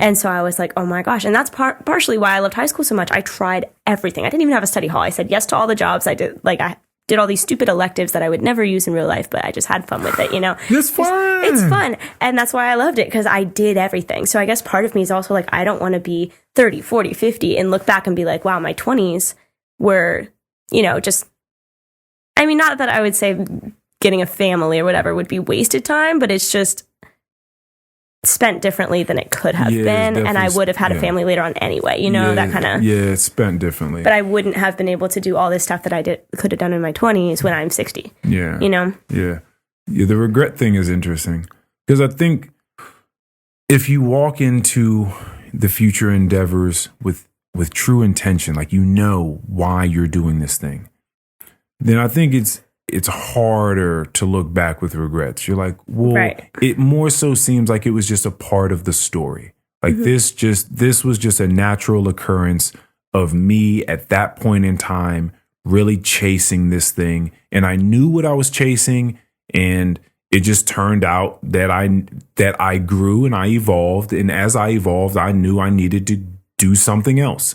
And that just happens. Like for me in that job I was talking about, I do not regret having that job and being at that place. Right. I just knew that I evolved, and with my evolution, that wasn't going to be able to continue to coexist. Right.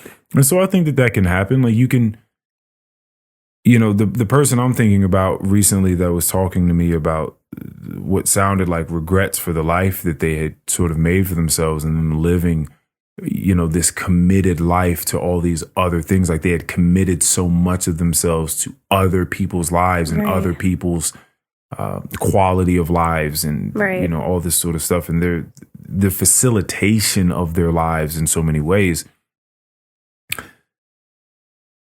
It seemed like they were regretting commitment, and they're just like, without that commitment, there could have been so much more. There could have been so many more opportunities. Right. And exactly. I'm thinking, fair enough. I hear that.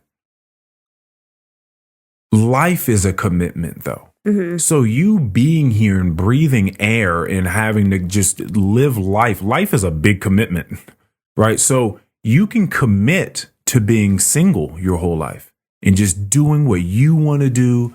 And that's also going to come at its cost.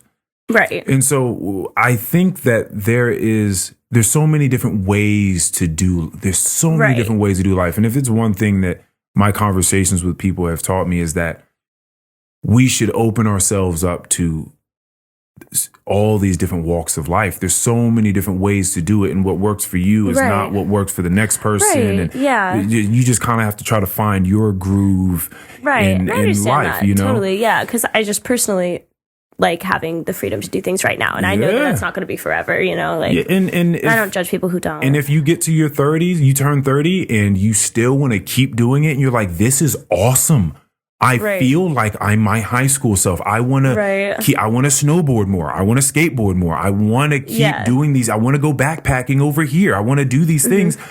Then that's who you are then. And you can keep doing those things. Like you can make these pivots. You don't have to get stuck like my old manager and say, "Oh, well, can I really do something different now?" Like the answer is yes. Yes, always. You can. Yeah. You really, really can. You should have that guy, or not your old manager, but the old guy who regretted commitment on this podcast, because I would listen to them. And just love to just have some talk old about people. Get like you have 5 of these, get 5 old people to just talk about them. Oh my goodness. I know. And so that's why I want to be more open to just asking more, because sometimes there's been a skittish sort of bashful nature of myself when it's come to requesting people to be on it. I don't know who would be receptive of it and who wouldn't be, because it scares the hell out of certain people. And, sure. Because it's just like, what do you mean a conversation with no phone and no other distractions? And like, what do you mean? Like,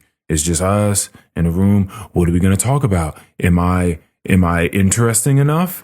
I had all those doubts too. Of course, everyone does. Like, I don't know. Do I know enough? I'm not a professional necessarily in anything. Like, I don't think I'm that impressive of a human. It's like, let's relax, let's breathe. Yeah. I get that. Everyone feels like they're not interesting. Everyone feels like they're not impressive. For the most part, then you get the people that do, and they're a little interesting. But, most people feel that way. What's fascinating is other people love listening to those people that say that they weren't interesting. And then they'll come to me and be like, "Yo, that girl Jessie was so interesting that you had on." And I'm like, "Yeah, I know. She doesn't think so." But, and I just constantly have that conversation about every last person that came on. Right. That thinks that they were not interesting. So it's so fascinating because people find people interesting. They just don't find themselves interesting. Right. And that's makes sense. Yeah, that's how that goes. But I definitely want to ask more people, because if you don't ask, you won't know. And I want to give people the opportunity to reject me if they would like to. Right. Builds character. Yeah, it absolutely builds character. I don't know why I was having this conversation with someone recently about the art of talking to people, the art of, and more so sort of propositioning people. Like, you see someone that's attractive, you want to say something, but people are very, very, it's just like, fuck, I'd much rather just get on this app and just swipe, and hopefully they'll swipe right on me. Right. As opposed to, like, I see this person, they seem attractive, they seem like bubbly, they seem welcoming, like maybe I should go say something to them, but like, but what if they tell me to go fuck off? What if they tell me that they're in a relationship and like, I'm stupid now? Or what if they're not interested in me? What if and then now you like have all these, and then life passes by while you're thinking about all these things. All of these rut stories in your mind, and like, oh God. And it would be the worst too if while you're thinking about all these things, and people have gone through this, where then someone else walks up to that person and talks to him, and you're like, oh fuck, that looks so easy. Like, that person's now there having a conversation. It looks like it's fun. Right. And honestly, as a girl, like, I am much more flattered when somebody, soberly walks up to me and talks to me. As I've gotten so many people like text me drunk, like, hey, do you want to, go out with me? And I'm like, I don't think I would have anyway, but this way you're presenting this is like, why aren't I know it's just they're intimidated, which I totally understand too. But at the same time, it's just so flattering when somebody thinks like I'm worth what I know is terrifying to walk up to me. And I'm like, I'm really flattered by it. And even if maybe I wouldn't have looked at you across the room and been like, oh, I want that person to come up to me. When they do, I might be like, oh, this is kind of cool. I like the confidence. I like the initiative. You're a very considerate person. So that's saying one, because you're considerate, you're thoughtful. So just the fact that these thoughts are even roaming your consciousness say enough about you. I will say that. It's terrifying for people, and I completely understand that. I've been in that boat before. What I will say is my stance on it now is that it's a formulation problem. A formulation problem in that, like, the way people format it in their mind is, okay, I'm going to go talk to this person, and I'm going to try to start something romantic with them out of nowhere, because I don't know them, they don't know me. So it is to some degree out of nowhere. And hopefully I can do that in a way that is persuasive enough to where they will give me a shot. If that does not happen, I failed. That is a loss. Right. Right. If you reformatted that into, I see something endearing about this human in front of me, I would like to let that human know that without me even knowing who they are, I sense something endearing about them. Their energy, their aesthetics, whatever it is. Maybe it was the way that they smiled, the way that you saw them talk to someone, or the confidence in their walk, or the sway in their walk, or whatever it is. Just like there's something about your overall energy and face and smile that is welcoming. That is a compliment from me to you right now, right? Yeah. Like any of these things. And I want to say that I want to spread that cheer, right? It doesn't always have to be at the holiday season that you can spread some cheer. I just want to go and say this polite, pleasant thing to this person. Even if it doesn't come into anything, it's so nice. That is the win. Right. So therefore you reformat it so there is no way of losing. If you reformat it, then you going up to that person, you are going to win regardless of what happens. There is no loss. Right. And on top of that, now we understand through this conversation that the susceptibility of it being something is going to heighten now. Like the possibility of something actually coming from it is going to be heightened now, because you went in with pure intentions in the first place. And if, there could be a caveat in there and be like, listen, I truly mean this the way that I'm saying it to you. And I don't want you to think that there's any sort of ulterior motives. I would just like to get to know you more. Right. Like, yeah. you know, so we can be friends. I would just like, there's just something about your character I would just like to speak and about. I think that's perfect. Like if somebody comes up to me and they're like, I, like you said, your smile's very welcoming, whatever. I'd love to get to know you. That's on the right track for a relationship anyway, to be friends first and to just like for them to want to make you feel good as opposed to they want you to make them feel good. I think that's... You couldn't have said that any better. Yes. Yeah. I think if your intention wasn't, how can they serve me? Exactly. No, if you come up to someone drunk at a bar, like, you assume that this drunk person coming up to you, it's just the setting that you're in, what you assume, but if someone comes up to you and just like has a conversation with you and doesn't say like, hey, you want to come, you want to do this, you want to do, I don't know. I feel like it's just very flattering for someone to just genuinely want to have a conversation with you and not, I don't know.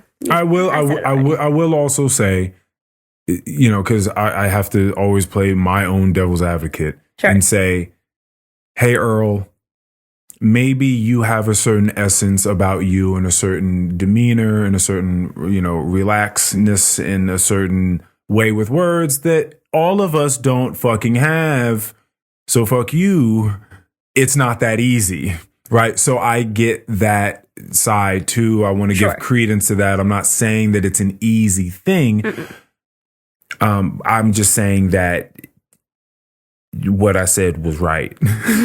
That's what I'm saying. It's not easy. Right. But a lot of the beautiful things on the planet Earth are going to be difficult to get to. Right. I'm going to take a bathroom break. Okay. Bathroom break. She was like, Earl, look, I made a painting for you. And I even found a little silhouette of a man that looks just like you. Have you ever done that? Have you ever done that little jump? Probably. I can see myself doing that 1,000%. It's definitely my vibe. 1,000%. Yeah, leaping through the rain like that. I would definitely. I love the rain. I would definitely do some shit like that. That's 1,000%. Funny. Anyway. We were just talking about dating. Oh yeah. So I just finished this very fascinating book. It really changed my view on a lot of things, or at least it refined my views on some things. I should say that. It was called Drunk by Edward Slingerland. I can't recommend that book enough. But it was about the extremely pivotal, crucial, vital role that alcohol and other intoxicants have played in human civilization throughout all of humanity, right? Since the dawn of time, or since we could figure out how to get drunk, people have been doing it. And there are a lot of different theories as to why people did it, or, how they would make it, and the different rituals involved in it. And it seems like the largest and most ubiquitous, widespread reason comes back to a social lubricant of sorts. It's the level of social anxiety that any given human being has at any given moment in time, especially when they're in a box, with a bunch of other humans and music's playing and they're there to try to make friends or proposition someone in some way, in some romantic way, is just like, it's through the roof. It's through the roof. Like people, like you were saying, you were telling your friend, like, you'll feel my skin, like it's so hot, like I'm bursting with nervousness right now. That's people all the time. When it comes to, I'm about to have a conversation with another human. Like, okay, let's go. They're psyching themselves up to do it. It's like it's a whole production for a lot of people. Right. And depending upon what it is you're going in to talk about, or what the intent is, like if it's a romantic proposition, then the emotional stakes are even higher at that point. Because you don't want your ego to be completely broken by it, and whatever the case, you don't want to offend anyone, right? Whatever. So, the drunkenness that we were speaking of, that shit's not going anywhere. Oh yeah, right. Like it's just, It seems like there is a rise of people. This is what the book said, that there's research been done, and there have been more and more people as the years have gone that are trying to abstain from alcohol more. It may not look like it if you're in certain circles, but more people are trying to take the cleaner route. Right. So, that's why a lot of places have mocktail menus where you can just get stuff that looks like, an alcoholic drink and still socialize and hang out with people without. And you don't need alcohol for it. Right. But some people, it's just, what seems to be a very unique human problem, right? As opposed to all the other animals, is that we're conscious beings. Right. So because we have this prefrontal cortex that allows us to know that there is like a person here, like a thing here, and we have this ego, this sense of self here, that's when you get this compiling of issues, right? Thinking about what other people think about you and knowing that ultimately there's some evolutionary adaptation there, because we're a social species, so being socially apt does help you along in life. Like if you know how to speak with human beings, if other human beings like you, there's a better chance you can go further and have more opportunities. Life's so much about who you know and like how to work different rooms. So I completely understand like what to post on your social media and how people perceive you from that. Yeah. So there's definitely an evolutionary biological adaptation that cues in there, but a lot of it just gets in the way of you actually just having that's true, a good conversation with someone, and so that's the thing that people have to fight with. Like that's the struggle, that little tug of war that's happening. And so alcohol just seems to like drop that rope. Right. As long as it's not too much alcohol. I'm okay with someone who's like had a drink or two. Yeah. But some people will just like fall over at you. And no, that's not fun. And you're like, that's just not flattering at all. Yeah. Yeah, there's these fascinating diagrams in the book that one show that we feel sexier when we've had a couple of drinks, and they have these diagrams of like humans that have had like 1 glass of wine, 2 glasses of wine, 3 glasses of wine, and you see their whole expression change. Interesting. So it's like first they come in and it's not like they're ugly or anything, but they're just like normal baseline them, I suppose. And then like as they have one, there's just like sort of they start to smirk a little bit more. Yeah. And then they have 2, and then they're like their head is cocked to the side and their hair is falling on the side, and they're just like a bit more endearing. You can just sense this. And so we feel sexier,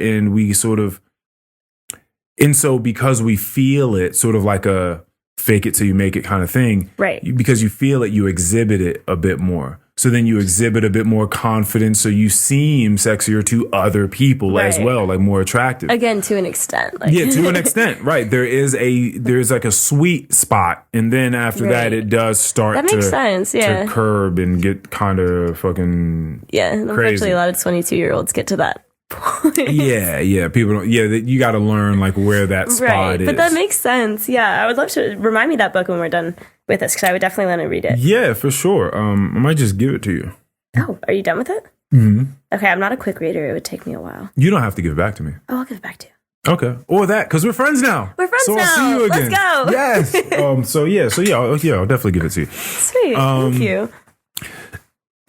Yeah, so that's a very, very fascinating thing. I was telling my friend, Mikey, again, that there's this place in the Google headquarters. Maybe it's not everyone, but I didn't know that coders would see themselves as creatives.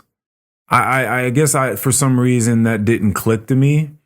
As soon as that perspective was offered to me, I'm like, oh, that makes all the sense in the world. Right. I guess I've never thought about it, but yeah, it makes sense. Yeah, like you think like corporate, fucking khakis all pulled up in glasses, nerds, like, but like that's not life. Right. But like coders are all sorts of people. Right. And they have this thing called the whiskey room at the Google headquarters. This is a real thing. You can Google this. That's crazy. And it's a place where they can go. I kid you not. I promise. Look this up afterwards. Where they hook themselves up to liquid IVs that are pure ethanol, which is like the component in alcohol that gets you drunk. And it's just a very, very slow drip into your bloodstream that allows them to get to what they've found is this very, very particular sweet spot of blood alcohol content that opens the mind and allows you to become your more creative, childlike self. That is so interesting. Without becoming too drunk. Right. And then they'll go in there and they'll start having conversations about coding and about other things. And they'll start coming up with all these different ideas that they were like, there was such a mental block before. We would have never gotten here. We could have hunkered down and all sat in front of computers and typed a bunch of stuff out and we would have never gotten here. But it's this looseness. That is so interesting. That allows us to play with ideas in a way that we're too rigid about now as adults. But kids, like they're just coming up with all sorts of ideas and stuff like that. Their imagination is like they can look at a very crude picture and tell you 20 things that picture represents to them. But if you give that same picture to an adult, they're going to give you 3 maybe. But a child can just turn it upside down. They can turn their head around. They're going to be like, oh, maybe it's maybe it's a fish coming out of the sky. Maybe it's the sun coming out of the ocean. Maybe it's they'll just come up with a million different things. It's just the way their mind works. Right. So it's a very fascinating tool, alcohol, that people have used to like get into these different zones. And like I said, other intoxicants as well. But alcohol is not going anywhere. And the book by itself was also a sort of love letter to alcohol in a sense. It definitely spoke about the downsides. Okay. You got to bring those up. Right. Right, you can't just have a book that hypes up alcohol. It doesn't seem like... It seems like there's... Like, a lot of people have tried to do research on any health benefits because you hear people say, like, oh, a glass or 2 of red wine a day is, like, good for the heart. Like, you've heard these myths. And it seems to be kind of a myth. No one, like, really knows. Like, you can kind of try to look at research and people say... Some helps, but then it's other people are like, no, the best amount of alcohol to have is 0. Like that's the healthiest route you can take.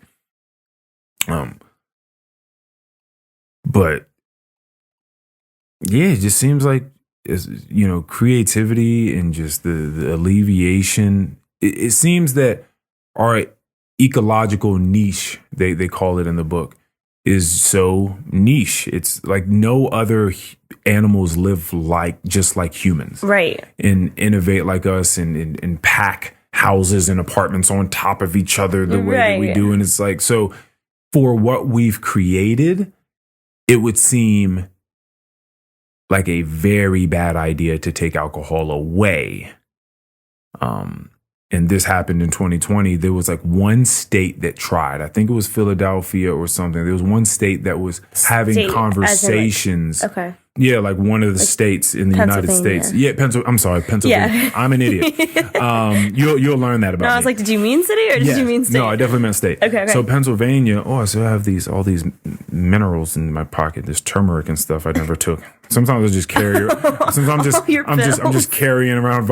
I'm in such an old person. I just pulled 5 pills out. I got fish oil, magnesium, C, D, and turmeric here. Let me take these. They were having conversations of banning alcohol when the quarantine hit. That's crazy. That shit was immediately overturned because why would they? That doesn't make sense. Because they were at that point in time, they were trying to figure out what an essential worker truly was. Like, what is an essential worker? Because they were trying to shut everything down, do a hard stop, everyone go home. Like, we have to contain the virus, right? Like, that was the idea, contain the virus. But we still need certain things to run. Like, we need people to get groceries. We need people to get toilet paper, like whatever the case is. Like, people need certain things. Right. So we have to make a category of essential workers Like, okay, well, what's essential? Then you start going down the list of like what people need. And you're like, okay, well, I guess we still need like delivery drivers. We still need grocery store attendants. We still need, right? So you start going down that list. Right. And I guess when they got the alcohol, Pennsylvania was like, we don't, like, y'all don't have to be at the ABC store or at the local Total Wine. Like, we don't need that. Okay. And then they very quickly figured out that they did, because people were clearly up in arms. And I'm certain that they may have literally had arms. And they were like, if you guys think that in America, you're going to close down alcohol stores, yeah, we're going to show you just how much that's not going to happen. Were they still allowing like beer to be sold at grocery stores and stuff? Because, they have like wine and beer at grocery stores, but they don't have liquor. Yeah, there's certain places like that. So they were still allowing that. They weren't banning alcohol. No, they probably were. They probably were trying to just like take that away. But yeah, that wasn't, like I said, that wasn't going to fly. Hey, in that case, my, Tarbenders would be a real speakeasy. That'd be crazy. Yeah, right? Crazy. It would, there's no way that worked. People would absolutely go crazy. That was really cool, though, Tarbenders, what they were doing in the holiday season. The reason we got in, I don't know if you remembered, the only reason we went there that night, and so I guess, therefore, the only reason I know you and we're doing this now, is because her and I decided to do an escape room. We love escape rooms. I think you told me about the escape room. I told you about that. It was a spooky escape room. That shit was so hard. That sounded so fun. It was so difficult. Not only did we have to use all the clues, but she just had to keep giving us clues. There was no way we were going to get through that without any clues. And we didn't finish it. It was a lot of fun, though. Like, they did a really good job. It was very intricate. There was a scare me version of it, which we definitely opted for. We were like, yes, scare us, please. I would definitely too, but oh my God. And they had like these little buttons or things they would move from like the other room that they were in. And they definitely got you. Like, they'd scare you if you like a little jump scare every now and then. I'd probably scream. Because it's dark in there. And it's just like, there's just like glowing things for you to make your way around, but it's pretty dark in there. Did you have a flashlight? Like, look at clues? They did give you a flash. There were like, I think there was one small flashlight in there, and there were a couple small lanterns. Okay. Yeah, so it was it was really cool. But the deal was, you can purchase this version of this escape room, and then with that gives you a token that allows you to go down the street to this bar. Right. The little puzzle pieces. Yeah, it was a puzzle piece. You were the only person who gave me one of those that night. And I went up, I don't know if you remember, I was looking for Spencer for like half an hour. I was like, Spencer's the only one who knows what to do with these. Spencer's the only one, my boss didn't know. No, because when we walked in there and I tried to give it to the host, just to make sure we were in the right place and everything was what it was, she was like, I don't know what this is. This isn't that place, wherever you're at. And we're like, are you sure? We also had like little signs about that in Tarbenders. So I don't know why nobody knew about it. Because I guess enough people I remember the posters. I guess enough people just weren't participating. Yeah. Maybe we were only like one of fucking 3 people that did this escape room. I don't know. It was fun. I don't know why more people didn't do it. I wish I did it. That escape room, that place is fun. I think we've only done 2 now. We need to go back and do some others. But either way, yeah, they gave us a little puzzle piece thing that's supposed to take care of like an appetizer and a drink or 2. Right. And then we popped over and did that. But that was so much fun. Love that escape room. Yeah, that sounds cool. I've done one escape room, but it was back in Blacksburg, and I don't remember much of it. Oh, really? Yeah. I mean, I remember it being fun. I also am very easily startled, so it wasn't like a Halloween one, but I screamed a few times. Yeah. Yeah. Yeah. I've done some. One was a Finding Nemo themed one that was really, really fun. Forget where we did that in. It was. I'll tell you what wasn't lighthearted. The fact that we were not close to getting out, and when we left, the woman said, "Don't worry about it. Really, only kids get out of here." Oh, no. Adults never get out. That's crazy, because they probably could do that. They probably could find what kids pay attention to more, and like specifically Garrett. That would be crazy. Did she mean that, or was she just being mean? No, she was being serious. That's cool. It's because the kids the way they think. Go in and it's like their mind isn't so rigidly structured. So they're just seeing things very vastly different than we are. And they just... That's so interesting. Yeah, and they just see things... Is that at the same place? That one was in Fairfax. Okay. I believe that one was in. Yes, it was. Yeah, I've done some down in Virginia Beach. I've done some big escape room guy. I've done some down in. I was a big fan growing up of Sherlock Holmes. Okay. The detective, the masterful genius detective. And so my aunt bought me all the original books by Sir Arthur Conan Doyle. And I read all those books that were written in like the 18th century or something like that. Maybe 19th. I forgot when he wrote those things, but they're very old books. And then I read all the new ones and watched all the new movies and with Robert Downey Jr. in the BBC series that has Benedict Cumberbatch playing Sherlock Holmes. I love Sherlock Holmes.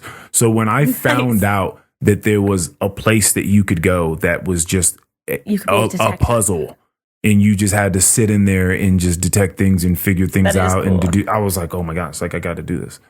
That's like it's like the only character that I have ever that was like a beacon. Like, oh my gosh.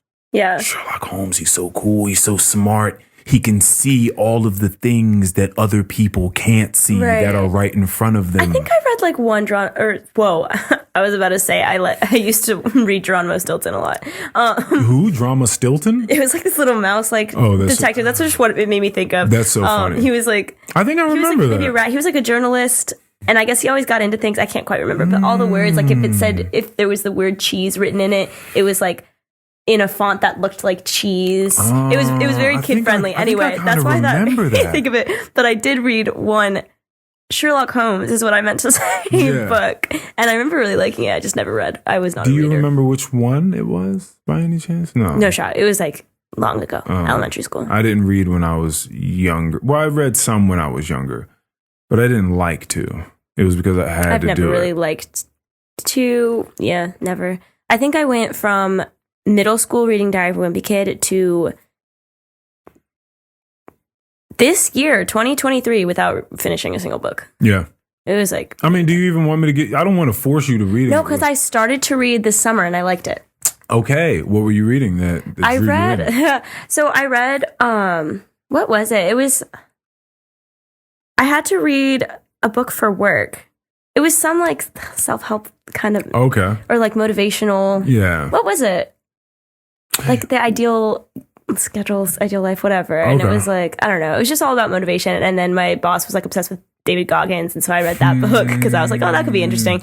And it was like a fun read. The first one or the... what was it called? The David Goggins. Was it the Mikey? Again, he's now obsessed. He's doing David Goggins-like things now. So is my boss. Because that's what happens when you read and listen to David Goggins. You get it's pumped. Infectious. Yeah, so it was Can't Hurt Me. I think it's what it was called. Oh God, I didn't know there were multiple. I believe that's the first one. Yeah, so that was a good book, and then I read the one for work that was a good book, and so I'm starting to like reading, and I want to start reading where I just don't have any books at my house to read. So that's perfect. So you're not forcing it upon me, I promise. One of my friends wants to put together a book club? Is that what you're about to say? No, that would make so much more sense.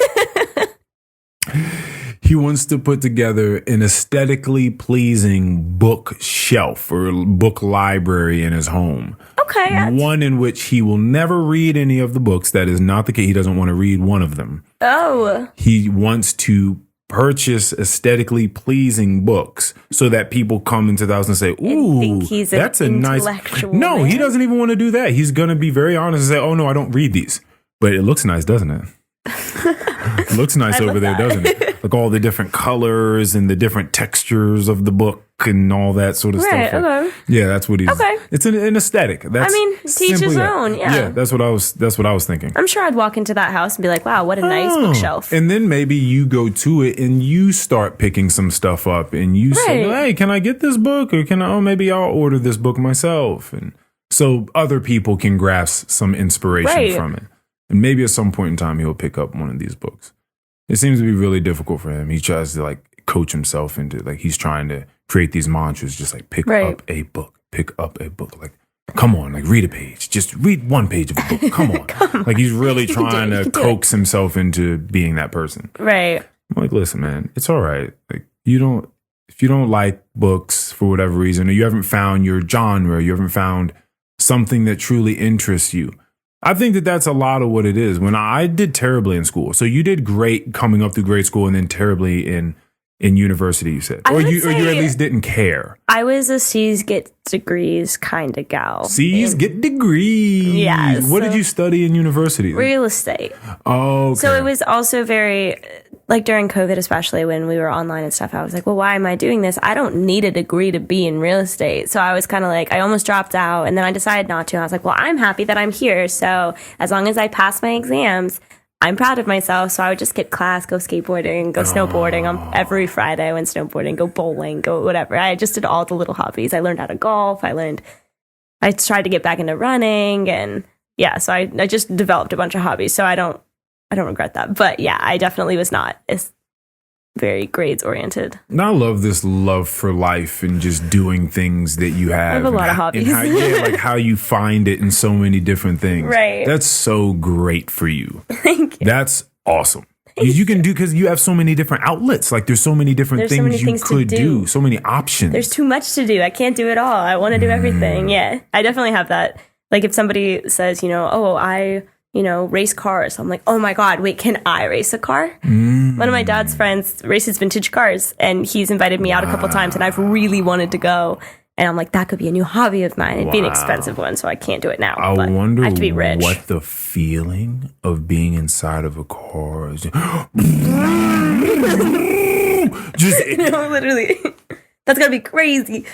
And I could do it racing? for free. I mean, they're like, I don't know if they're not like NASCAR cars. These vintage cars, they're like those little, the kinds that you would make in school. Those little those those old like model ones, cars that old people drive around. Some of them would be like you're practically on the ground and you have that really long body of the car, and then like the wheels are like pretty much the size of the car, like tiny little cars like that. I know what you're talking about. Yeah. There's some bigger ones. There's some like that. Like it's not NASCAR, but it's still crazy cool. And you're like racing around this track and still going as fast as you can and everything. So I would love to do it. I've seen him do it, but I've never. Those little cars that look like bobsleds. Like you're just like, yes. Those are the ones.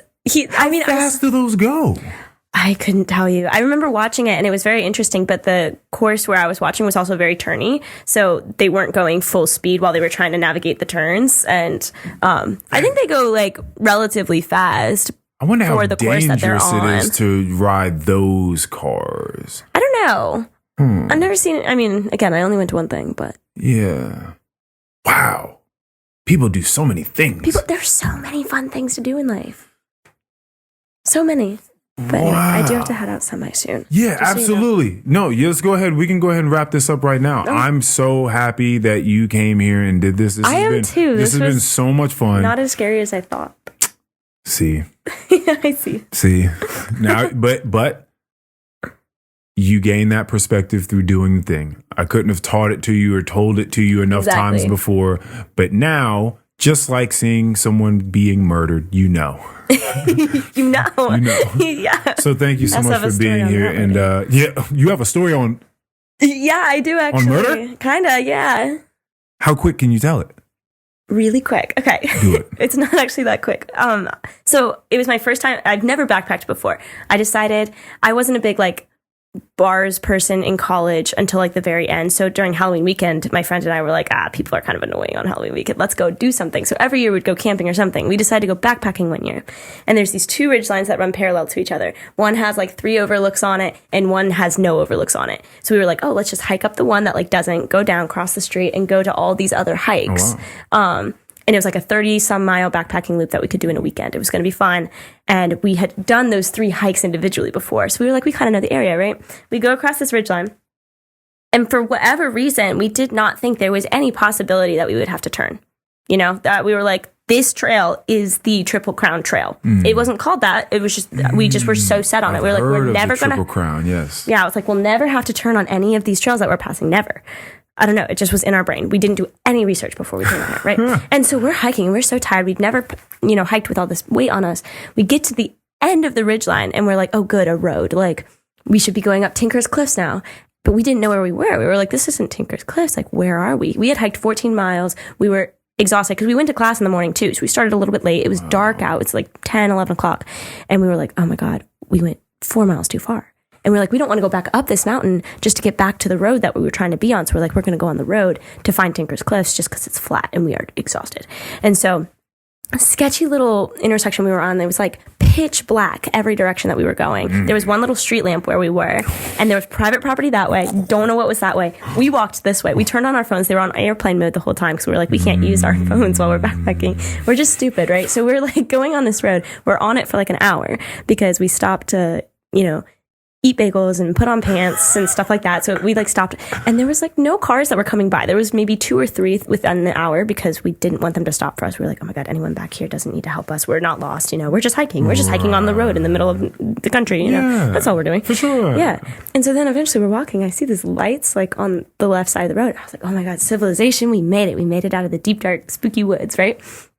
And then I realized it was a car. It wasn't a house. And I was like, okay, well, that's kind of weird. It's just people setting up a campsite because we were hiking there. Why wouldn't anyone be camping there? Stupid. But the reason I thought that was because I saw someone like pulling what I thought was an unmade tent, like dragging it through the woods, right? And I was like, oh, it's just a tent, whatever. And then we get closer, we realized that that guy's alone and that wasn't a tent. It was just a tarped bag. Right. And so we were like, okay, a little sketchy. By the time we get closer to him, he's next to his car. All the doors are open. All the seats are down.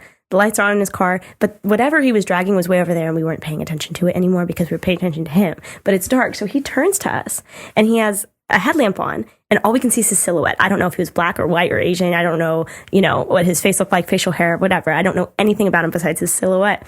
And he goes, hi. And I went, hello, and kept walking. And he like tilts his head off balance, like stumbles up to the side of the road because he was in the woods a little bit, stumbles up to the side of the road. He goes, are you guys going for a walk? And I went, yep. Because I was like, for all he knows, my house is right fucking there. Like, I don't know if their house is there, but for all he knows, I want him to think my house is there. So I went, yep.